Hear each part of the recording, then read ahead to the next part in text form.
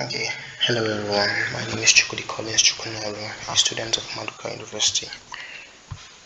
So what I have for us today is summary of As a Man Thinketh. Now this book was originally written by James Allen. Now the introduction of this book. This book basically is a self-help book.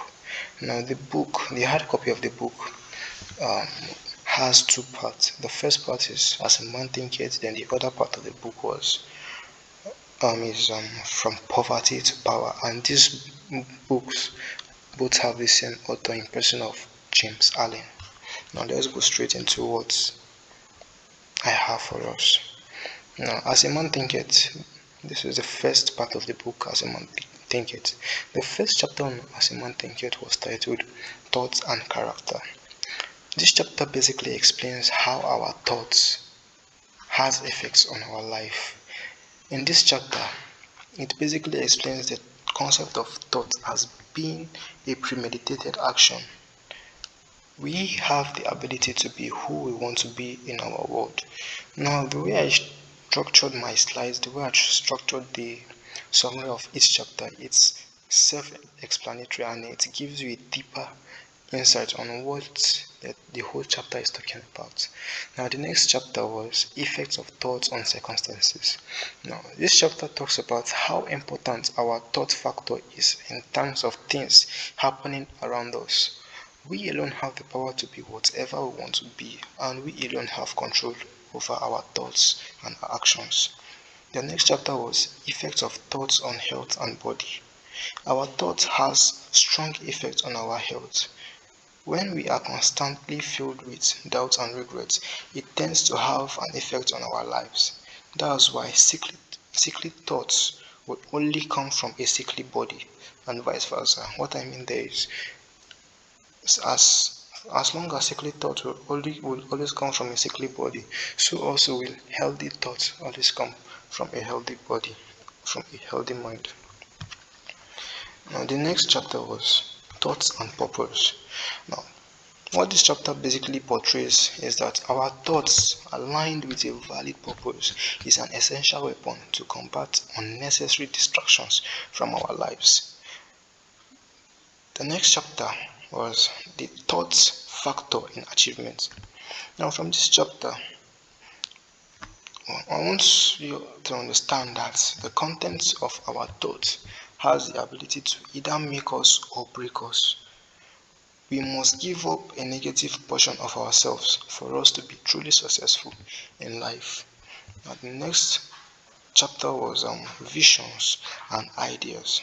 And this chapter basically talks about how our thought force has a strong impact on our view of things in this world. Now, the next part was serenity. Now, this last part of the book, As a Man Thinketh, talks about the importance of harnessing the powers of a tranquil mind. A gentle mind is one that is very productive. Now we've come to the end of As a Man Thinketh. Now I want to go into the summary of From Poverty to Power by the same author. Now, From Poverty to Power was also divided into two segments. The first part was the pathway of prosperity. Now, the first chapter on the pathway of prosperity was the lesson of evil. This chapter talks about the whole concept of evil and explains it to an in-depth level. The concept of evil was thoroughly dissected, and also it made us understand that for us to overcome this evil, we need to render that evil powerless, and then only will it pass from us. The next chapter was the world, a reflex of mental stress. What this chapter talked about is how we can perfectly bring who and whatever. What this chapter talked about is how we can perfectly become who and whatever we want to become in life, if only we are ready to work on the inner thoughts going on in our head. Our response to things around us can either be a source of blessing to us or a source of pain. The next chapter was the way of undesirable condition. Now, this chapter talks about how nothing can escape the laws of nature. And as human beings, we should be ready to accept the rewards of our actions, respectively. Now, what this simply means is that we will always reap what we sow. We can never sow and reap what we did not sow. Now, the next chapter was still under the first part of From Poverty to Power is the silent power of thoughts, controlling and directing one's thoughts. So this chapter talked about the importance and the powers of the silent forces in our universe. It is regarded as the main factor responsible for controlling the course of the universe. The next chapter, the secret of health, success, and power.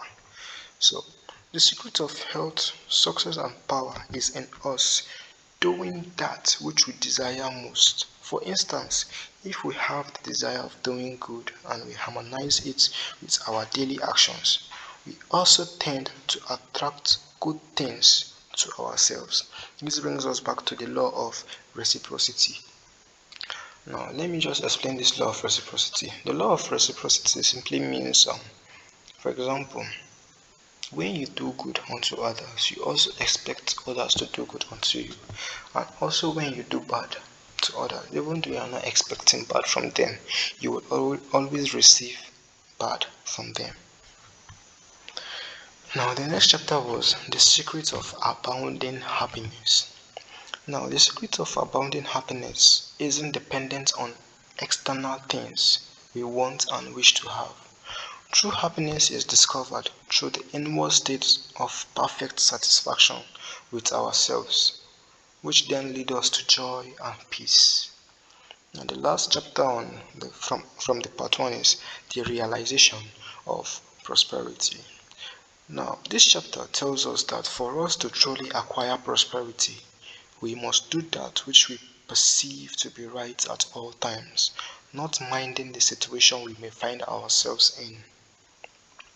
Now, we've come to the end of the first part of From Poverty to Power. Let's go into the second part. Now, the title of the part 2 was The Way of Peace. Now, the first chapter on the way of peace has to do with the power of meditation. Now, this chapter talks about meditation being a holy and a unique weapon we can use to grow in wisdom and also by this power relinquish self-desires.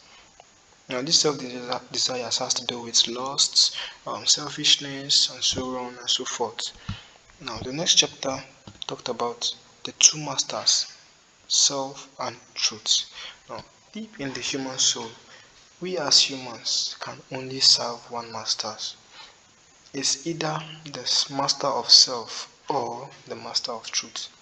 It depends on us to choose the one that we would live by. The next chapter was the acquisition of spiritual power. For us to unlock our spiritual powers, we must live by rules and principles that will govern the course of our lives. We can't acquire these powers whilst satisfying our selfish desires. The realization of selfless love. For us to express selfless love, we must learn to let go of our selfish desires, and through that alone can we be able to unlock this selfless love that does not discriminate. Now, selfless love does not discriminate. Keep that in mind. Now, the next chapter was entering into the infinite. Now, this chapter is in sync with the internal laws, and for us to enter into the space of the infinite, we must live in accordance to these laws and abide by them. Now, the next chapter was saints, sages, and saviors, the law of service. Now, this chapter talks about great men who have lived and are still living in the world, who have abided in the truth about life that is constant and unchanging. Now, the last chapter from poverty to power as a whole was the realization of perfect peace. Now, for us to realize perfect peace, we must sync our thoughts and actions to be in harmony with each other. Perfect peace requires us to always be calm, gentle, and obedient.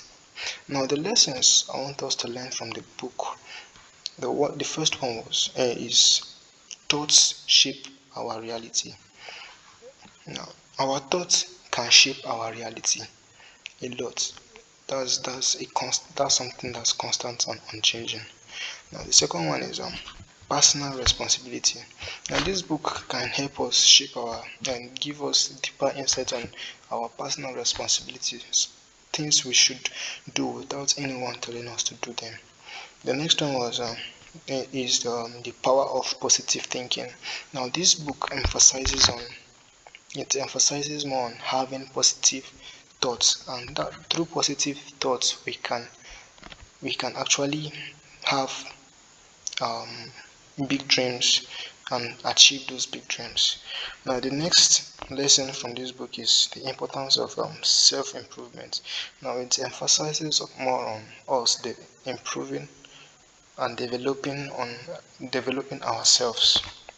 The next one was perseverance. Now, perseverance has to do with us remaining steadfast and continuing to do that which we feel is right.